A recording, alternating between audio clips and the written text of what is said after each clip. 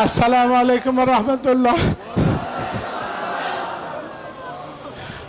আমি অনেক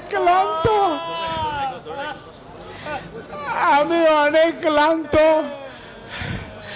আমারে কাছের বোতলে পানি ভরিয়া আমার 2 রানে 2 ডানা মারতে মারতে আমার সব ব্যথায় পয়সা হয়েছে। আমার অনেক পেইন কিলার দিছে পঞ্চগড়ের সিভিল সার্জনে। মানে কথা আগে পরে কোনটা আপনারা বুঝে নিয়েন। আমারে গত আপনি না বুঝলে খতিব সাহেবদের সবাই আমি সাবধান করার জন্য বলতে চাই, আপনারা সবাই খোতাবা আইম্মা এবং ওলামা মানে সর্বস্তরের দিনের খেদমতে যারা আছেন আপনাদেরকে আমি সতর্ক করতে চাই, আপনারা সবাই সতর্ক থাকবেন। কাকে কোনখান দিয়া কবে কে কিভাবে কি করে এটা আপনারা জোকের কাজ থেকে কৃষক যেরকম সতর্ক থাকতে হয় আপনার এরকম থাকতে হবে। আর নাহলে আমি কোন বাংলাদেশের সকল ইসলামী দলকে আমি ভালোবাসি, কিন্তু আমি কোন রকমের রাজনৈতিক দলের সদস্য না। আমার একটা দল আছে, ওই দলটার নাম হইল উলাইকা হিজবুল্লাহ। আল্লাহর দল ছাড়া আমার দল নাই।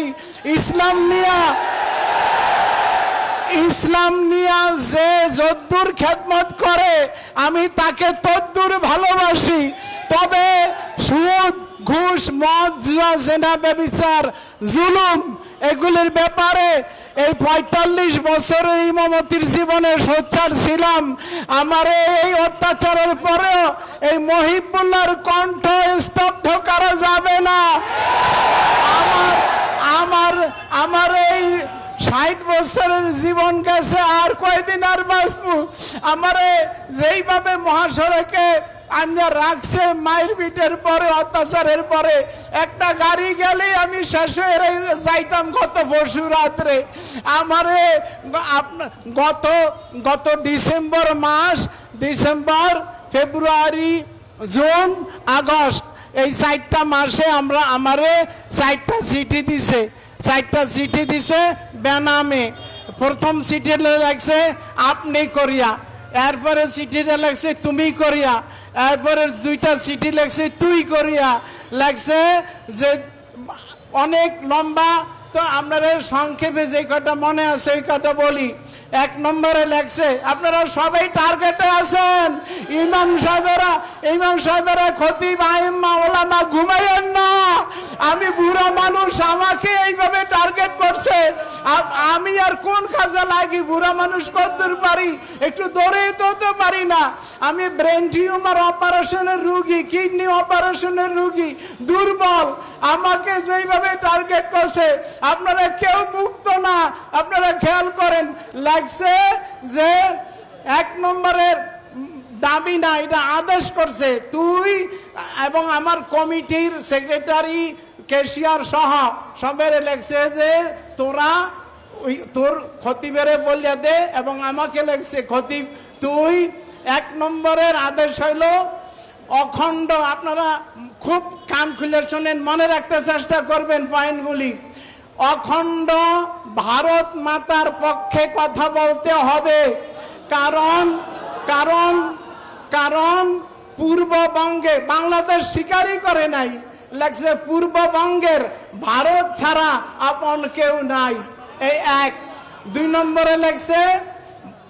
নম্বরে লেখছে ইসকনের চিন্ময় কৃষ্ণ মহাপ্রভুর জামিনের ব্যাপারে তুই মিম্বরে বসিয়া কৌশলে কথা বলবি।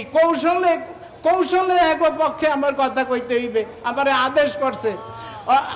কৌশলে কথা বলবি এবং বলবি তাকে আটকে রাখা ঠিক হচ্ছে না, এইভাবে তুই কথা বলবি। 3 নম্বরে লেখছে বাংলাদেশের সকল ধর্মভিত্তিক দল বিএনপি এবং এনসিপির বিরুদ্ধে কৌশলে কথা বলবি। আরো লেখছে এনসিপি পূর্ববঙ্গের সবচেয়ে বড় শত্রু। আর ধর্মভিত্তিক দলগুলির বিরুদ্ধে কথা বলবি। 4 নম্বরে লেখছে মুসলমান মেয়েরা হিন্দু ছেলেদের সাথে প্রেম করতে কোনো বাধা নাই। এইটা এইটা এইটা এটা তুই মিম্বরে বসে এই মাসলা দিবি। এরপরে লেখছে তোদের বাইতুল মুকাররমকে ঘুরিয়ে দেওয়া হবে।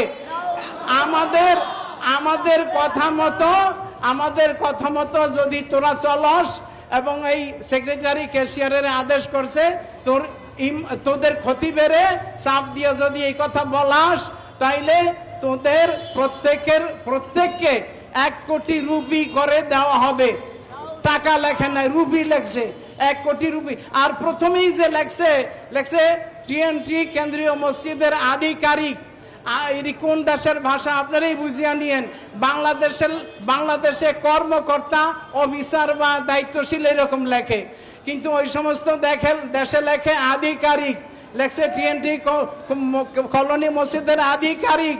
তোদের বলছি, তোদের ইমামেরে এর আগে 10টা সিটি দিছি, আসলে দিছে 4টা। লেখছে 10টা সিটি দিছি, সে একটারও মূল্য দেয় নাই, তবে তার জীবন দিয়ে আমাদের সিটির মূল্য পরিশোধ করতে হবে, এই লেখছে।